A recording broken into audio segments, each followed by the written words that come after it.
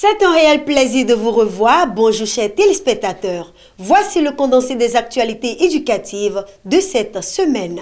Le sport joue un rôle important sur l'individu.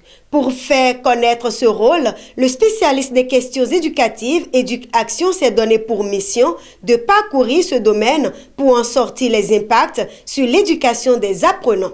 À l'issue de sa première moisson, l'organe titre en manchette « Pratique du sport à l'école, une discipline pour le développement psychomoteur ». L'article est à lire de la page 11 à 12 de sa parution 537 de cette semaine. Actualité liée à la SMAE, la Semaine mondiale d'action pour l'éducation. PAMODJA a célébré l'édition 2024 de cette semaine en associant les journalistes. Semaine mondiale d'action pour l'éducation au Bénin, PAMODJA Éducation implique les journalistes pour une éducation transformatrice, peut-on lire dans la parution de cette semaine de Éduc-Action.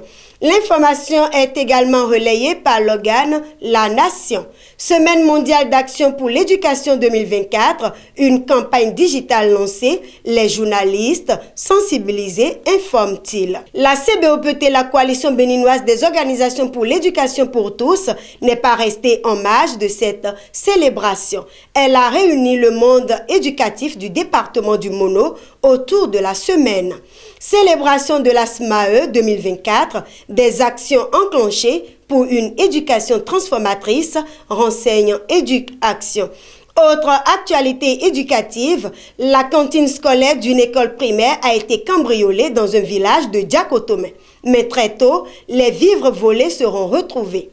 C'est bien fait à Djakotomé, des vivres de cantine scolaire volés retrouvés chez un conseiller communal, nous rapporte le Chasseur Info. L'organe Le Potentiel vient renchérir. Tribunal de première instance de première classe d'Aplahoué dans le Koufo, le conseiller communal Flavien Demenchi, élu sur la liste UPR à Djakotomé, déposé en prison, précise Le Potentiel. Du tribunal d'Aplahoué, passons à la Criette où 5 millions de francs CFA d'amende sont requis contre un enseignant pour une publication sur l'augmentation des tasses sur salaire des AME. C'est l'organe Libre Express qui renseigne sur ces faits. Les organisations de la société civile actives dans le secteur de l'éducation sont préoccupées par l'adoption par le gouvernement béninois de la SRAE, la stratégie de renforcement des alternatives éducatives. Éduc-Action s'est intéressé au bien fondé de cette stratégie.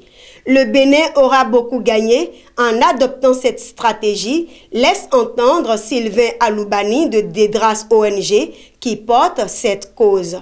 De son côté, c'est l'ONG Éduc-Action qui porte la cause des enfants maltraités. Journée mondiale de lutte contre la traite des enfants, l'ONG Éduc-Action en campagne pour la protection des enfants, nous informe l'organe Éduc-Action. Hors de nos frontières à présent, à Paris et dans d'autres antennes de Sciences Po, les actions pour un cessez-le-feu à Gaza se multiplient. La mobilisation des étudiants de Sciences Po Paris fait tache d'huile, lit-on sur le site Ouest France. Fin de cette revue de presse éducative. Merci de nous avoir suivis. À bientôt.